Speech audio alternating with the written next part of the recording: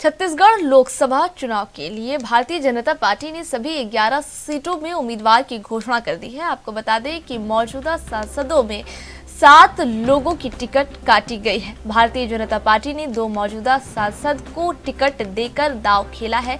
वहीं विधानसभा चुनाव के बाद अब लोकसभा चुनाव के लिए सांसद विजय बघेल को उम्मीदवार के रूप में टिकट दिया गया है। एएनबी न्यूज के संवाददाता मनोज ने दुर्ग लोकसभा उम्मीदवार विजय बघेल से बात की है।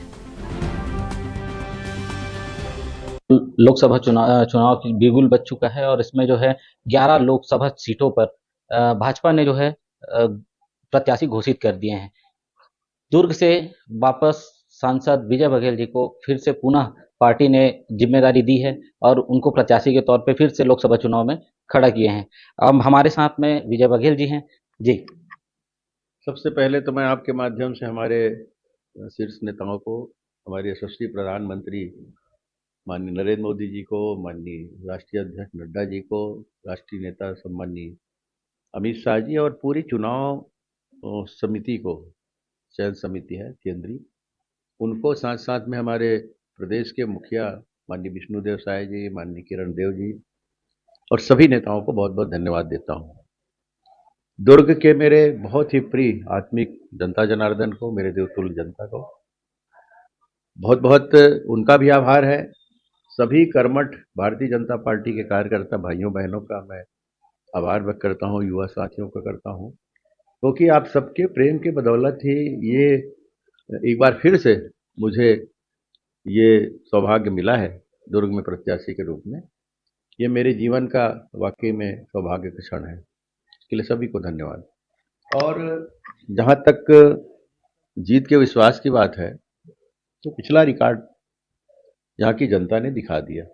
कांग्रेस के सरकार होते हुए भी इसी लोकसभा में मुख्यमंत्री, गृह मंत्री, कृषि मंत्री, पीएचई मंत्री 8-8 कांग्रेस के विधायक, एकमात्र माननीय विद्यारतन भसीन जी हमारे विधायक जो आज इस धरती पे नहीं है, स्वर्गीय हैं, मेरे बहुत आदरणीय, इसके बावजूद भी सबसे ज्यादा वोट से जीतने का रिकॉर्ड छत्तीसगढ़ के लोकसभा के जनता जनार्दन ने दिया। हमारे बहुत ही निर्भीक, निडर और ईमानदार भारतीय जनता पार्टी के कार्यकर्ता भाइयों बहनों और युवा साथियों को बदौलत मिला। इसलिए ये स्वाभाविक है, अब तो प्रतिकूल स्थिति है, सरकार हमारी है, माननीय विष्णुदेव साय जी सारे मोदी गारंटी को पूरा कर रहे हैं, तो छत्तीसगढ़ की जनता का विश्वास और बढ़ा है और इस विश्वास के कारण और ज्यादा अधिकतम मतों से जीतने का रिकॉर्ड इस बार भी बनाएंगे। ये मैं अपने सभी नेताओं को आश्वस्त करना चाहता हूँ। 5 साल आप लोकसभा सांसद रहे हैं और आने वाले फिर आपको चुनाव के लिए प्रत्याशी बनाया गया है। ऐसे कौन से काम हैं जिसको आप लेकर के आगे बढ़ेंगे और जनता को फिर से आप क्या तोहफा देना चाहेंगे? देखिए, ये तो समय बताएगा और अभी तो चुनाव है, चुनाव की तैयारी में लगे हैं। बाकी विकास कभी रुकता नहीं है, विकास निरंतर चलने वाली प्रक्रिया है और जिस तरह हर चीज में इंफ्रास्ट्रक्चर से लेके लोगों की मूलभूत सुविधा तक माननीय मोदी जी गंभीरता से योजना बनाते हैं, जिसको हम राज्य सरकार के माध्यम से क्रियान्वित करते हैं, नगरीय निकाय, ग्राम पंचायत के माध्यम से, और उन योजनाओं को धरातल तक पहुंचाना हमारी जिम्मेदारी है। साथ ही साथ राज्य में हमारी सरकार है, डबल इंजन की सरकार है, राज्य सरकार भी अनेक योजनाएं बनाती है। बहुत सारे जो योजना है वो राज्य शासन के माध्यम से जाती है, क्योंकि विपरीत हमारे अनुकूल स्थिति नहीं थी, सरकार हमारी नहीं थी, कांग्रेस की थी, तो बहुत दिक्कतें आती थी। वो योजना हम सोचे तो योजना का क्रियान्वयन के लिए राज्य सरकार की संघीय व्यवस्था में सहमति है, मगर अब वो सुविधा हमारे पास है, हमारी सरकार है, उसके माध्यम से बहुत सारे प्रोजेक्ट बना के केंद्र सरकार को भेजेंगे और मैं अपने तरफ से व्यक्तिगत रूप से एक सांसद होने के नाते उस प्रक्रिया में अपनी हिस्सेदारी भरपूर निभाते हुए उसको हम अपने लोकसभा तक लाएंगे। अभी तक जो है कांग्रेस ने अभी तक अपना लिस्ट जारी नहीं किया है। आप पूरा भाजपा ने जो है पूरे 11 सीटों पे उम्मीदवार खड़ा कर दिया है। इसको किस तरह से देखते हैं? खैर, वो उनकी प्रक्रिया है और भारतीय जनता पार्टी हमेशा से तीव्र गति से काम करने वाली पार्टी है, क्योंकि चुनाव आता है तभी हम जो संगठनात्मक गतिविधियां रखें ऐसा नहीं है।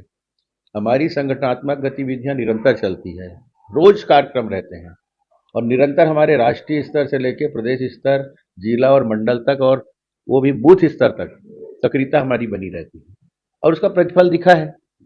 इतने सीटें अभी घोषित कर दिए गए। विधानसभा चुनाव में भी 21 सीटें 3 महीना पहले घोषित कर दिए, जिसमें मेरा भी नाम था। ये हमारी प्रक्रिया है। अब उनका संगठन है, उनकी प्रक्रिया अपनी है, वो जाने, उस पर मैं कोई टिप्पणी नहीं करना चाहता, लेकिन संघर्ष होगा, अच्छा होगा। पिछले बार जो है आप 3,92,000 वोटों से विजयी रहे हैं।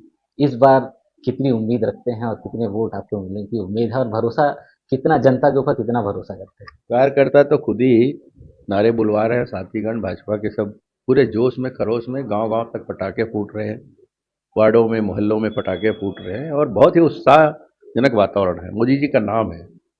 17वीं लोकसभा जो भी बीता है उसमें जो रिकॉर्ड काम हुए, इन 10 सालों में जो रिकॉर्ड काम हुए, उसका प्रतिफल जनता देगी। सरकार अब हमारी बन गई है, उसका भी प्रतिफल मिलेगा और 6 लाख पार जो जीत का अंतर, ये संकल्प अभी नारे बुलवा रहे हैं हमारे कार्यकर्ता भाई बहन, तो वो दिखेगा।